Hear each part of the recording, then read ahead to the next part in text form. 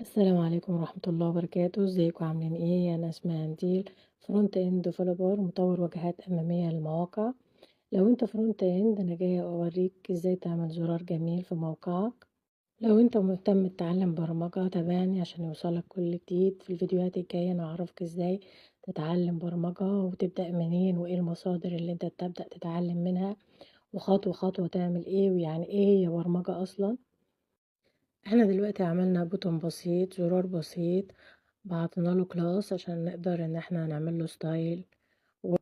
لو انت لسه بتتعلم CSS ولقيت في اكواد صعبة عليك ما تقلقش، انا المرات الجاية برضو هقول لك تتابع مع مين كورس ال CSS وكورس ال CSS 3.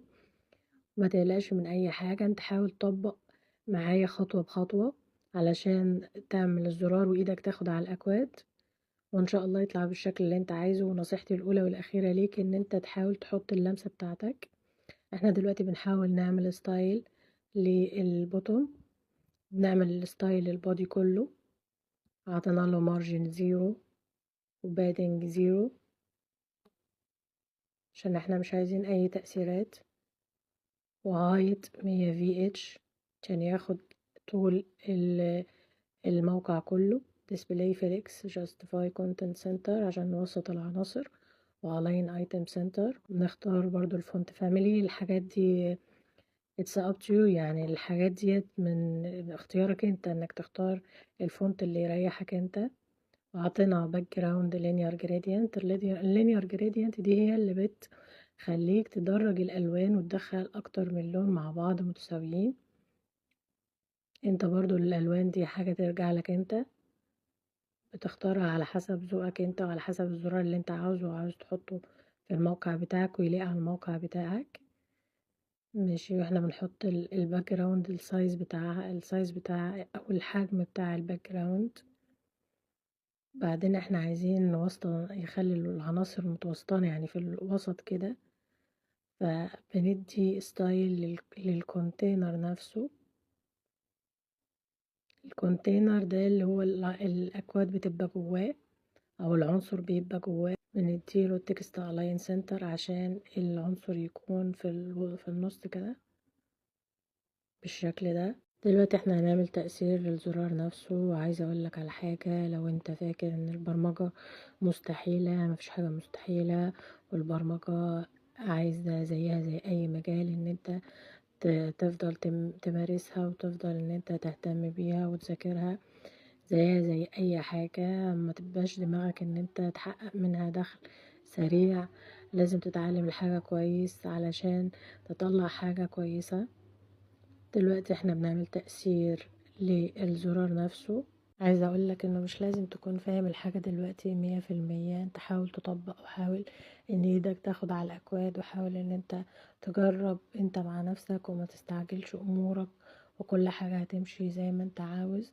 حاول بس تتابع المصادر اللي هي هتتعلم منها، ما تتابعش المصادر اللي تقولك انت بعد شهرين هتشتغل وهتكسب من اي مجال ايا كان المجال اللي انت فيه. لا، كل حاجة عايزة صبر، وكل حاجة عايزة إرادة، وكل حاجة عايزة معافرة علشان مش بس تشتغل، علشان بس انك انت تتميز في الحاجة اللي انت بتعملها. تمام، احنا دلوقتي عملنا ستايل للبوتوم نفسه، وعطانا له برضو linear gradient عشان ندرج الألوان داخل البوتوم نفسه.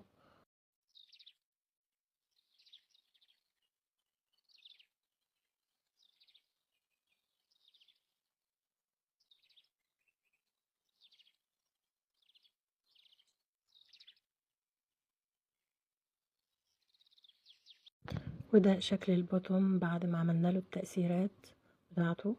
دلوقتي احنا هنكمل، عايزين نعمل الهوفر بتاعه. الهوفر يعني لما الماوس يجي عليه يعمل تأثير معين.